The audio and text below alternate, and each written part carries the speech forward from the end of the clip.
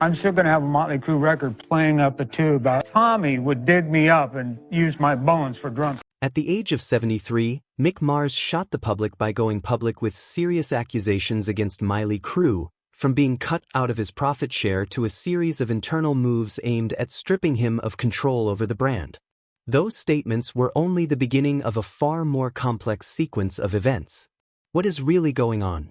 Let's take a closer look at the story between Mick Mars and Mötley Crüe. Born in 1951 in Terre, Indiana, Mick Mars, whose birth name is Robert Allen Deal, grew up in a financially struggling household and pursued music from his teenage years. Before becoming an icon of glam metal, Mars spent nearly 2 decades playing in obscure California bands, repeatedly failing and changing groups. Those years of rejection shaped the gritty style and resilience that later became his signature when he co-founded Mötley Crüe in 1981. From the very beginning, Mick Mars played an irreplaceable role in shaping the musical identity of Mötley Crüe. While the other members stood out for their wild images and loud lifestyles, Mars stayed focused on sound and guitar technique. He was the one who proposed the name Mötley Crüe after hearing a bandmate describe them as a Mötley-looking crew. That suggestion not only laid the foundation for the band's branding but also reflected his own personality. The most distinct difference between Mick Mars and the rest of Mötley Crüe lies in his work ethic. While the group followed prevailing metal trends, Mars remained loyal to traditional blues rock, creating heavy deep riffs that defined hits like Kickstart My Heart, Girls, Girls, Girls, and Dr. Feelgood.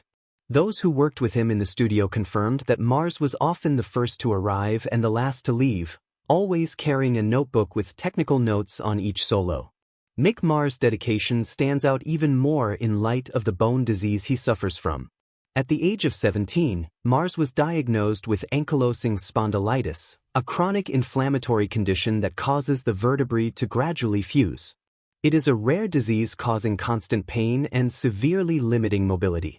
According to medical records disclosed by Mars during a lawsuit in 2023, he underwent spinal fusion surgery in 2004, had metal rods implanted to maintain posture, and endured daily pain just to perform.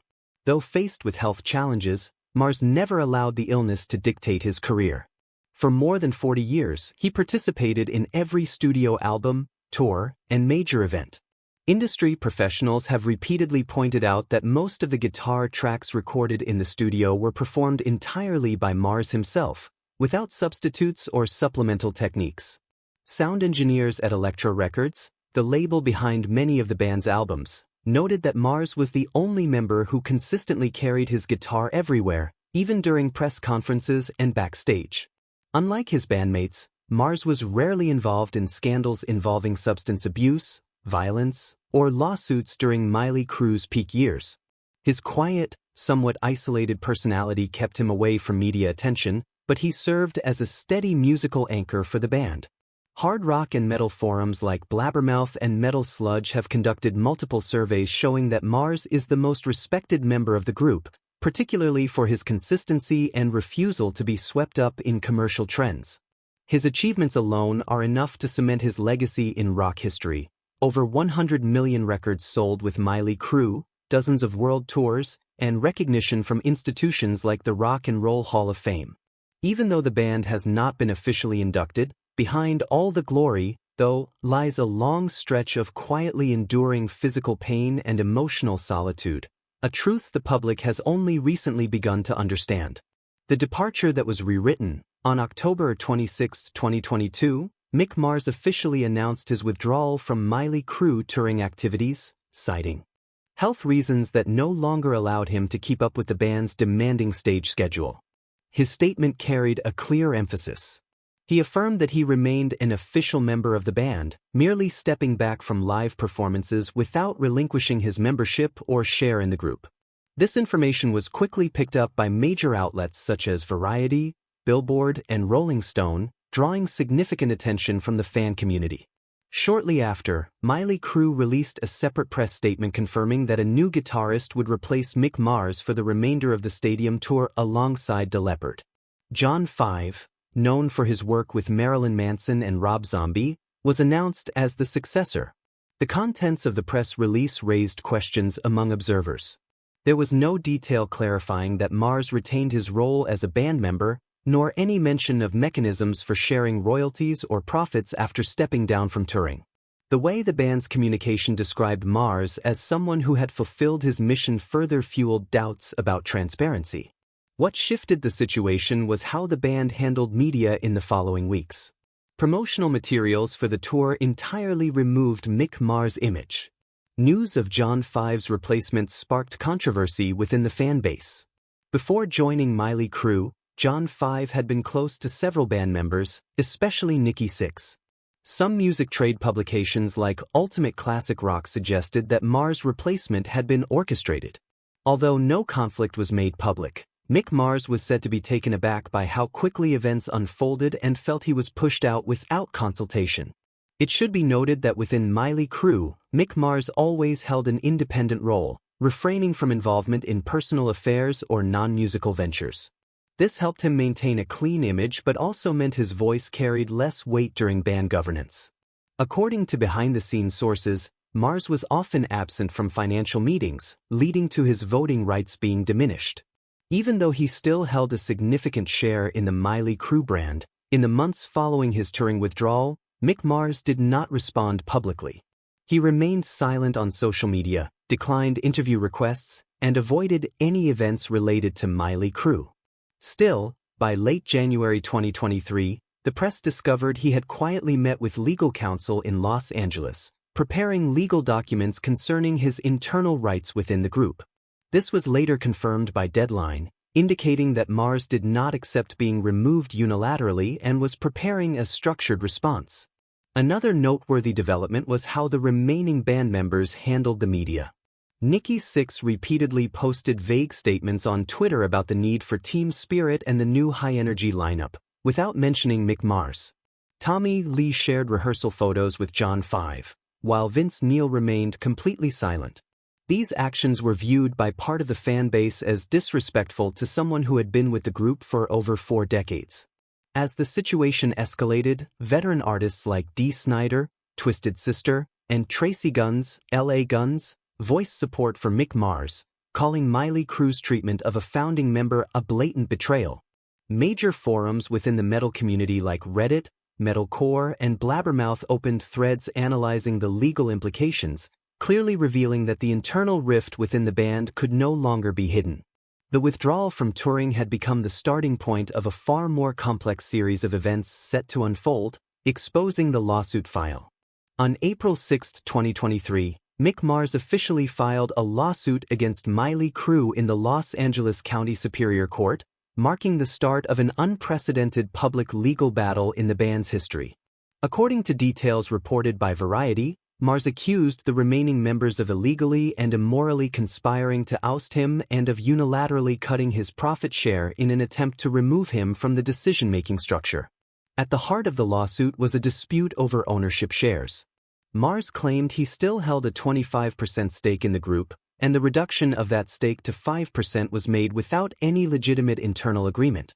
His lawyer stated that the other members, through their private attorneys and the band's CFO, had altered the distribution terms on their own, even though Mars never signed any resignation or rights transfer document. Notably, the lawsuit revealed behind-the-scenes details never made public before. In a passage quoted by Rolling Stone, Mick Mars stated he had been forced to prove his ability to perform through personal tests. He described this as a form of humiliation and degradation, especially given his status as an original member. According to Mars, none of the other 3 members had ever been subjected to similar requirements. The lawsuit also contained shocking allegations about the band's live performances. Mick Mars accused Mötley Crüe of using technical methods such as playback and digital aids to maintain their stage image.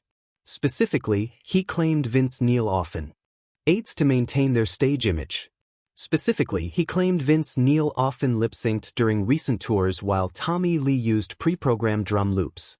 Mars insisted he was the only one performing fully live, and this became the reason he was viewed as out of sync with the band. Immediately after the documents were made public, Mötley Crüe issued an official response denying all allegations. A statement from the band's attorney emphasized that Mick Mars had experienced a significant decline in performance ability was unable to remember songs, and could no longer keep up with the band's pace. Nikki Sixx also posted a series of tweets describing how rehearsals had been disrupted by Mars, asserting that the decision to replace him was necessary to maintain performance quality. Still, fan reactions did not completely side with the band. On music forums and social media, many argued that Mars was being made a scapegoat in a group increasingly driven by commercial interests. Some industry figures, including veteran journalist Eddie Trunk, suggested that Mars possessed the most distinctive playing style and that continuing the band without him would weaken its core musical value. Loudwire published an article noting that Mars' claims aligned with a broader pattern of internal restructuring used by many major bands to maximize financial gain. Beyond financial and performance-related disputes, a key part of the lawsuit addressed brand ownership. Mars claimed he remained a co-owner of the Mötley Crüe name and had voting rights on major decisions. The band's continued use of the name without his approval was seen as a violation of long-standing partnership principles. Mars' legal team stated they were considering a motion to bar the band from using the name unless a clear agreement was reached. The legal battle also began affecting the band's credibility with business partners. According to industry sources, several brands that had sponsored past tours reached out for clarification. International event organizers like Live Nation were said to be closely monitoring the lawsuit's developments as it could affect future tour contracts. As of mid-2024, the case had yet to reach a final ruling, but it already caused lasting fallout. Regardless of the outcome, the lawsuit's revelations have tarnished Mötley Crüe's public image. For Mick Mars, this is not just a legal battle. It is a fight to defend his honor and personal legacy after more than 4 decades of contribution to American hard rock. While the band moves forward with its new lineup and avoids addressing the controversy, Mick Mars has taken a different path. He has chosen not to retaliate in words but instead launched an independent music project for the first time under his own name, marking a completely new chapter. The journey continues. In February 2024, while the legal dispute with Mötley Crüe was still ongoing, Mick Mars released his debut solo album titled The Other Side of Mars. This marked the first time in his career that he launched a musical project entirely independent of the band's name. Featuring 10 tracks, the album blends hard rock with elements of grunge, industrial, and alternative metal, a clear departure from what the public had previously heard from Mötley Crüe. Work on The Other Side of Mars began in mid-2022, when Mick Mars decided to dedicate himself fully to studio time in Nashville. He collaborated with Michael Wagner, a producer known for his work with Metallica, Ozzy Osbourne, and Skid Row, to ensure top-tier sound quality and recording techniques. The entire process was kept under wraps until late 2023, when Mars began sharing behind-the-scenes images on social media. The team behind the album included seasoned musicians: Paul Taylor, keyboardist known for Winger and Alice Cooper, Jacob Bunton, lead vocals, Cornbread, bass, and Ray Luzier, drums from K. The presence of these established names signaled that this was not a personal experiment but a strategic release aimed at redefining Mick Mars' musical identity post-Mötley Crüe. The opening track, Loyal to the Lie, immediately caught attention with heavy riffs, pounding rhythms, and an intensely angry tone. The song was viewed by critics as a direct response from Mars to the accusations made by his former band. In an interview with Guitar World, he stated, "I don't need to write a statement, I just let the guitar do the talking."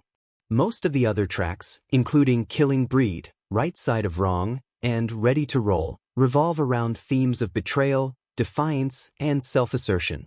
Musically, The Other Side of Mars received favorable reviews from critics. Current magazine called it the most personal and honest album Mars has ever made. Loudwire remarked that his guitar style remains distinct but now placed in a modern and more aggressive sonic environment. YouTube channels specializing in music analysis, such as Anderton's Music Company and Rick Batt, broke down his solos in detail, showing that Mick Mars' technical skills remained elite even at the age of 73. Fan response was overwhelmingly positive. The album quickly reached number 5 on the iTunes Rock Chart and number 18 on the Billboard Top Rock Albums in its first week. Notably, the majority of purchases were physical copies, a sign that Mars's loyal fan base remains eager to support him directly. On forums like Reddit and Facebook groups dedicated to classic rock, many comments declared The Other Side of Mars one of the best rock albums of the year. Strategically, Mick Mars stated that he would not tour in support of the album, citing health issues that prevent him from performing for extended periods. Still, he announced plans to release several remix versions and produce a behind-the-scenes video, documenting the recording process. In an interview with Metal Edge, he affirmed, "I don't need the stage, I need the studio. That's where I truly live." Notably, Mars confirmed that he is already working on a second album expected to be released by the end of 2025. The next project is described as more electronic in tone, experimenting with ambient and industrial rock. He revealed that he is collaborating with an emerging female artist in the alternative scene, though her name has yet to be disclosed. Mars' goal is to continue challenging himself and remain completely independent of any past legacy. In addition, The Other Side of Mars serves as a personal artistic manifesto. It is not just a music album but clear evidence that Mick Mars does not need the fame of Mötley Crüe to maintain his influence. While most artists of his generation opt for retirement or reunion tours, Mars chose to step out of the band's shadow and assert his independent identity. With the unexpected success of his debut solo album, Mick Mars has reaffirmed his status as a veteran artist. After the release of The Other Side of Mars, he began reappearing in public through a series of press interviews in 2024 and early 2025. From a once reserved musician, he has gradually become a voice sharing insights into long-concealed internal events. The truth revealed at 73. In the June 2024 cover story of Rolling Stone, Mars confirmed his feeling of betrayal by the very co-founders of Mötley Crüe. "I was drained like a broken machine and then thrown away. That's not how brothers treat each other." In a series of interviews with trade magazines like Guitar World, Classic Rock Magazine, and Music Radar, Mick Mars repeatedly expressed his personal disappointment when reflecting on the final chapter of his time with the band. What stood out, though, was his absence of bitterness or personal attacks. When asked about a potential reunion with Mötley Crüe, Mars did not rule it out but emphasized that the terms wouldn't be about money or branding compromises. He stated, "If one day we play together again, it has to be for the music, not for a contract or a festival lineup."